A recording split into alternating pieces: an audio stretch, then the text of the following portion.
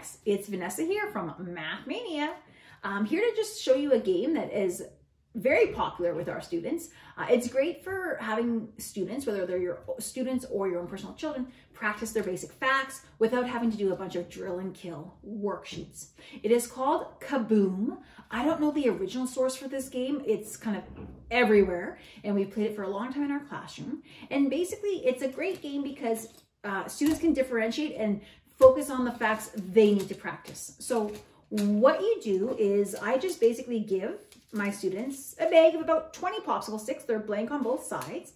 And the students can then write down different facts that they would like to practice. Now you can either say, have just an addition version of Kaboom, or maybe you want to mix it up and have some addition, subtraction, multiplication in there. Totally up to the child. They have full control.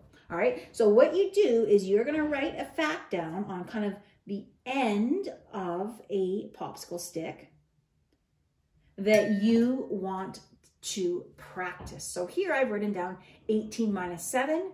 Please note I've put it towards the end of a popsicle stick and I've not written the answer. So that then goes in some type of cup, coffee mug. I often in a classroom will just get some, go to Starbucks, ask for some donated Starbucks cups, things like that, so that they can just put them in so that they can't see the ones they're pulling out.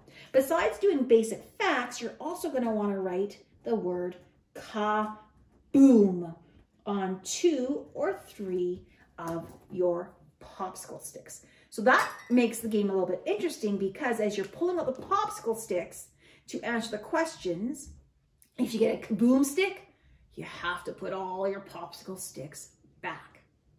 And why that's kind of a bummer is the object of the game is you want to be the person to get the most popsicle sticks in your collection by the end of the game.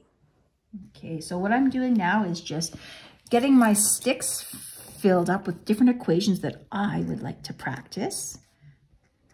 That I know, you know what, I don't maybe necessarily know as quick, or I don't have them memorized yet.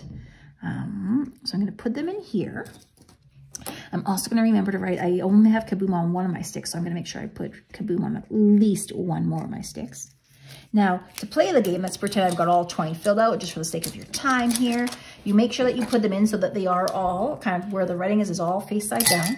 You mix them up, and then you and whoever you're playing with, this can be played, you know, with groups of 2 or 3, or you can play it as a family. Pull out a popsicle stick, and you got to answer it correctly to get to keep it. So that would be my stick. Now let's say another player's pulling out, oh no, they got a Kaboom stick. So luckily they got it on their first turn, so they don't have to put back any of their sticks. Now we do keep the Kaboom stick out, so that otherwise if you put it back in there, you'll see the game never ends. All right, so back to player 1's turn. They've got 15 minus 9. 15 minus 9 equals 6. Now they've got 2, okay, sticks in their collection. Player 2 is doing 13 minus 6. I know 6 plus 7 is 13, so the answer is 7. They get to keep that stick. Back to player 1. 18 minus 7 is 9. Player 2, oh no, player 2 got another Kaboom. So this one they had a stick. They've got to put their stick back. And then we just keep playing until the game is done. The person with the most sticks at the end of the game wins. Like we said, a very simple game. Basically, just a game of chance and practicing your basic facts. But kids love it. Way more fun and engaging than doing a worksheet. And we love it because you can differentiate and you can write down the facts that you want to solve. All right, so Math Maniacs, that's how you play Kaboom. As you can see, it's quite a simple game, but students love it. I think it's the element of surprise of never knowing when that Kaboom stick's gonna come out, and so much more engaging than a worksheet. Also great to differentiate. So as students start to master some of these facts, guess what? You can take out those sticks, give them a few new popsicle sticks, they write new facts on they want to master, and they're in the game. We'll often do this a couple times a year with our students, and it's a great way to improve their fluency and their confidence with their basic facts. We hope you enjoy.